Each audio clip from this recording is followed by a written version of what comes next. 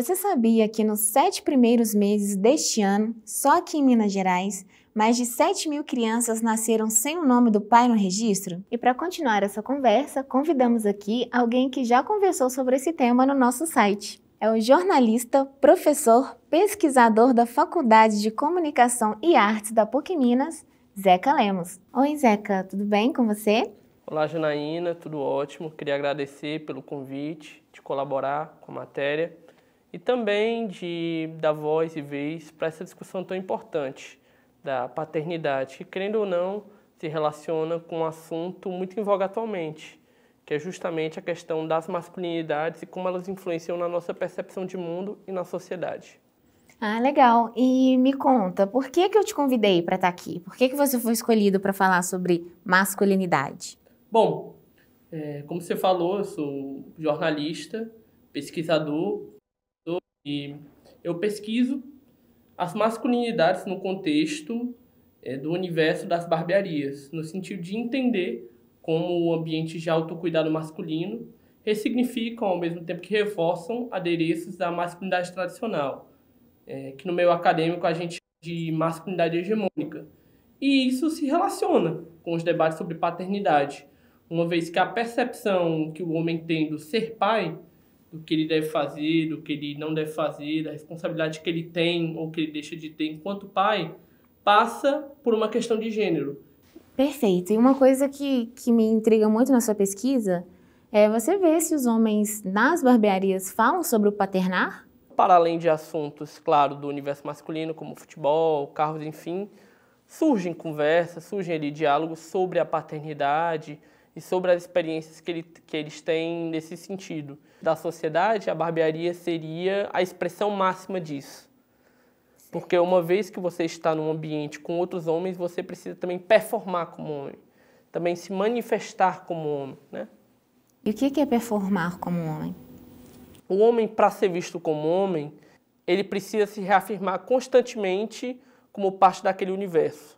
Então, não basta ser homem. Precisa ter uma linguagem mais truculenta, precisa falar de maneira grosseira, precisa abordar diversos assuntos que são tidos como pertencentes ao universo dos homens e que muitas vezes, se uma mulher, se uma pessoa mais fora de um padrão normativo falam, é mal visto, como futebol, como carros, enfim. Então, o homem precisa performar. E disso também a gente está falando de negar o feminino. Né? Para um homem performar com aquilo que a gente entende como masculino, ele precisa negar o que é feminino. Ele é filho de uma mãe. Exatamente. Ele precisa reafirmar que ele não é uma menina, ele precisa reafirmar que ele pensa como um homem, que ele age como um homem e que ele não faz parte do universo feminino. É uma barreira assim, muito bem estabelecida, muito bem fincada, muito bem consolidada. Então, um homem numa barbearia, ainda que ele venha a gostar, ele não vai falar de músicas que remetem mais ao feminino. Por quê? Porque ele vai ser mal visto por isso. Um homem, no contexto de uma barbearia, não vai falar sobre uma série, um filme que ele assistiu de comédia romântica. Por quê? Porque esse gênero é muito associado ao feminino. Então, a performance do masculino gira muito em torno disso. Queria saber de você, assim, se do contexto machista que a gente vive, se no Brasil, por exemplo, nós estamos preparados para ter o pai presente e não o pai provedor. Eu acho que a gente precisa avançar no debate de que o homem deve ter tantas responsabilidades na criação de um filho quanto a mulher tem. Da mesma maneira que para a mulher é uma obrigação ser uma boa mãe, para o homem também deveria ser uma obrigação ser um bom pai. Zeca, eu conversei durante o desenvolvimento da matéria com a Letícia, que é a coordenadora do Recível, aqui de Minas Gerais, de Belo Horizonte, na verdade, e ela falou muito sobre esse cenário, eu tentando entender sobre esses números, porque é um número gritante de 2024, de crianças que nascem sem o nome do pai no registro, e ela atribui também a um movimento feminista, de que tem havido uma mudança na postura das mulheres com relação à maternidade, de que elas também estão preferindo ter filhos sem a figura masculina, sem ter o pai ali ao lado, né?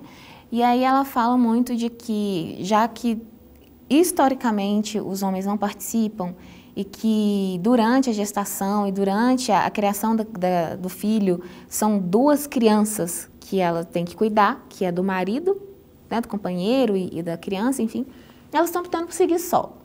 E você acha, então, que de fato é isso assim, que está acontecendo, que é uma questão de movimento feminista? Conversei também com uma mãe de reprodução assistida. Né? Para quem não sabe, a reprodução assistida é aquela que você vai você realiza o seu sonho da maternidade por meio de inseminação artificial, né? Que muitas mães estão adotando e que o SUS tem esse serviço para quem acha que ele é muito caro. Então, tem acontecido esse cenário, tem acontecido também delas não saberem de fato quem é o genitor, e aí só se descobre por meio de processo, né, lá na fase, depois esse pai aparece, etc. E eu vejo que, de certa forma, de todos esses cenários, a mulher continua sozinha. Né? Do que você estuda sobre a masculinidade, essa figura masculina não faz falta? Com certeza faz. Esses movimentos são justos, legítimos. A gente entende o porquê de eles existirem. Realmente existe uma questão histórica que a gente não pode negar, a gente não pode ignorar, que realmente muitos homens se ausentam e constroem esse imaginário de que se um homem basicamente vai ser uma criança, não vai estar presente ou só vai dar trabalho, é melhor que a mulher tenha um filho só. Ou é melhor que ela nem se preocupe em qual seria o pai da criança, porque isso não faria diferença. Isso é compreensível do ponto de vista feminista, a gente entende, a gente sabe o sentido que isso tem e é justo e é legítimo, isso não se debate.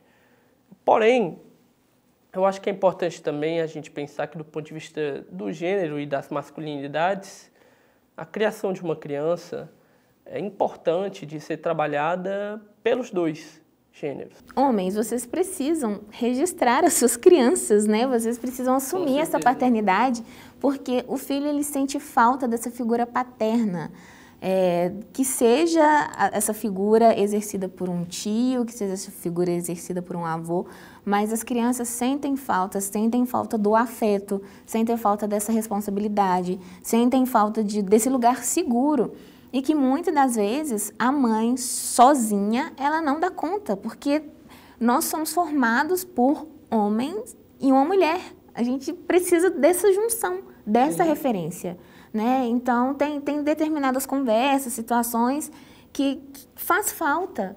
Né? Então, comecem a conversar, comecem a falar sobre isso, com quem vocês se sentem seguros, pesquisem, mandem mensagem para o Zeca, ele vai conversar com vocês, né, sobre essas questões. Para quem quiser acompanhar melhor a matéria do Colab sobre a paternidade com esses dados a nível Brasil, sobre quais são os estados, quais são as regiões onde mais se tem crianças nascendo sem o registro dos pais, ou para você saber como os pais têm se sentido atualmente sobre essa relação com paternar com seus filhos, é só acessar a nossa matéria do Colab. Recentemente, para quem não lembra, o comediante e o ator Fábio Porchat, ele se separou, ele se divorciou, porque ele decidiu, ele sempre falou, né, que ele não queria ser pai, e ele se sentiu pressionado a ter uma criança, né, dentro da relação dele.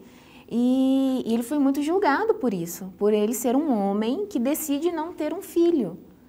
E aí, quando você traz que o homem numa barbearia, no contexto de uma barbearia, mas que é um lugar que, em tese, ele deveria se sentir seguro para falar sobre o que ele pensa, mas que ele não pode falar a verdade também, porque ele não pode falar assim, eu gosto de música clássica, eu gosto de comédia romântica. Ele também não pode falar que ele não quer ter um filho.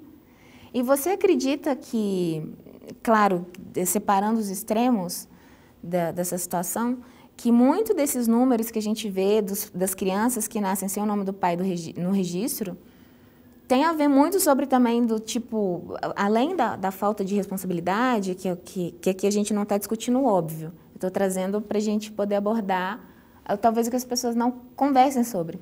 Sobre o homem também ter que performar na paternidade, sendo que ele não quer. Sem dúvida, eu acho que a paternidade ainda é tida de maneira muito romantizada.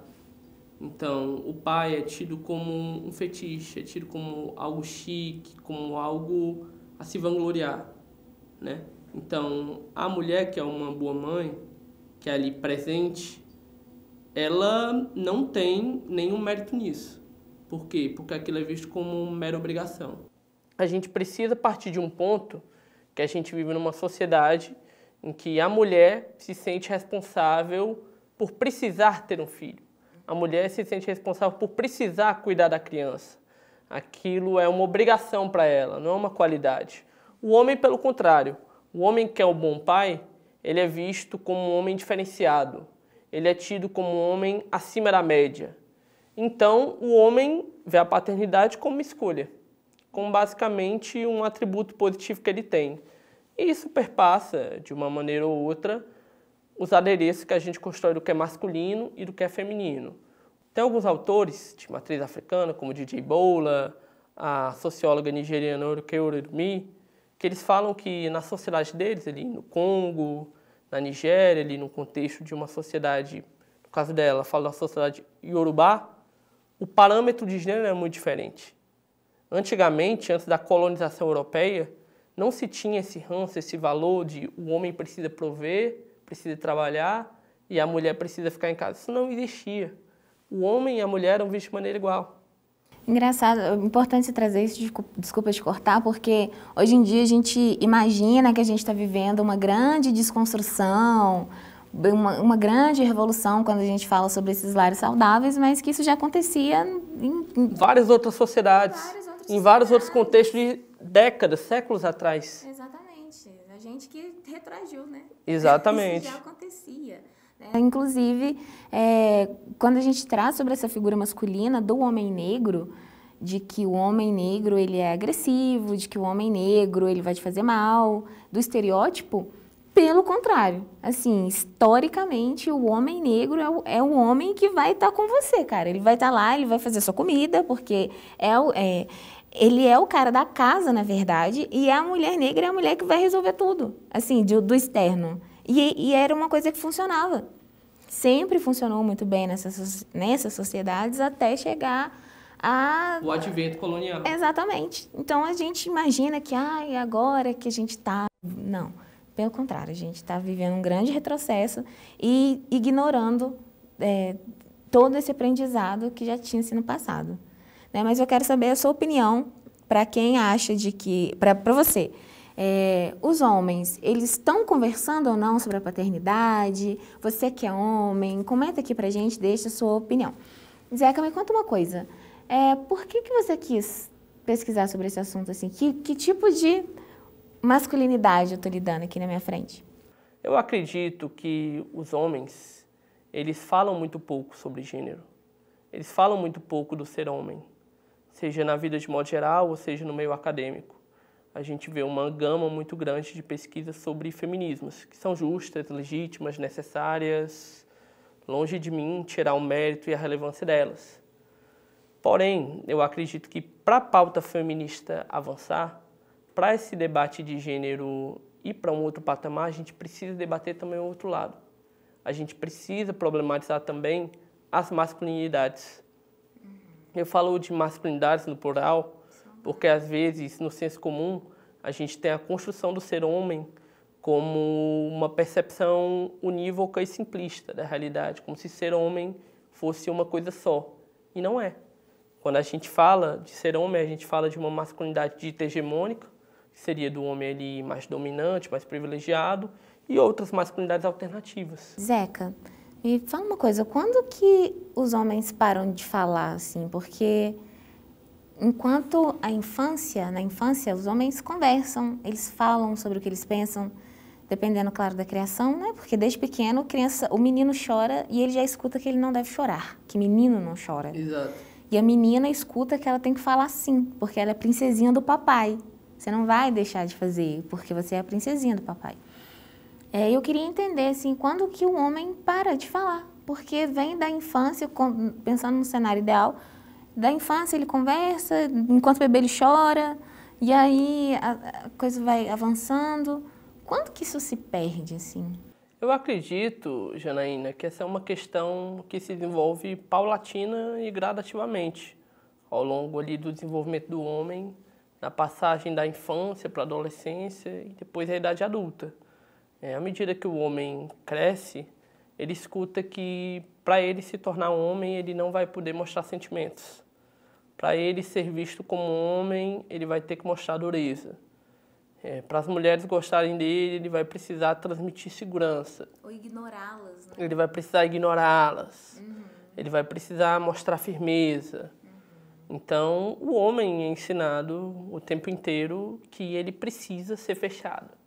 Que ele não pode falar sobre seus sentimentos, que ele não pode chorar, que ele não pode manifestar o que ele pensa, porque é justamente esse tom misterioso, esse tom mais rústico, como a gente fala, que vai se tornar atrativo. Isso que você fala, tipo, eu não vejo o sentido dessas duas pessoas se juntarem. Se uma pessoa que não pode falar nada sobre o sentimento dele, ele não pode falar sobre o que ele gosta, ele não pode chorar, ele tem que ser duro, ele tem que ser rústico, ele tem que se envolver com a mulher que fala o que pensa, que chora, que faz o que... Essas pessoas nunca vão dar certo. Com certeza. Não tem como. E por isso que a gente fala, assim, grosseiramente, que o homem gosta do homem. Porque ele ama o homem e odeia a mulher. A masculinidade hegemônica é muito homoafetiva. Ela é bastante homoafetiva, no sentido de que o homem enxerga a mulher como uma figura de desejo, como um objeto a se conquistar, como uma espécie de troféu. Ele quer a mulher para ser o troféu dele. Mas a admiração de fato, o amor, ele não sente pela mulher. Ele sente pelo Cristiano Ronaldo. Ele sente pelo Cristiano Ronaldo. Pelo time dele. Ele sente pelo time dele. Né? O afeto de fato não está na mulher. O afeto está no outro homem. Está na figura do pai que me ensinou a ser macho. Está na figura de um tio que me ensinou a ser homem. Nossa. Isso que você fala me lembrou muito, assim, de conversar sobre masculinidade, sobre homens que não podem escolher como vai ser a primeira vez deles. O tanto que isso é agressivo. Porque a mulher, você tem que esperar, você tem que ter o cara bonitinho ali, e tem que ser a luz de velas. E o homem, ele já é atravessado, que ele não sabe como vai ser a primeira vez dele, e ele só sabe que com certeza vai ser num prostíbulo. E ele sabe, desde o início, que ele não pode falar sobre aquilo com outros homens. Por quê? Falar para outros homens que você ainda não fez, que você ainda não teve a oportunidade de ter uma relação sexual, remete a... Ih, não é homem de verdade. Não performa, né? Ih, não performa como homem. E engraçado que eu converso com muitos homens que não falam sobre como que, sei lá, animes, assistir animes, faziam eles pensar sobre sentimentos. E que construíam para eles, assim, tipo, nossa, a importância de conversar, porque o anime é muito o cara calado, o boneco tá calado, mas ele tá pensando o tempo todo.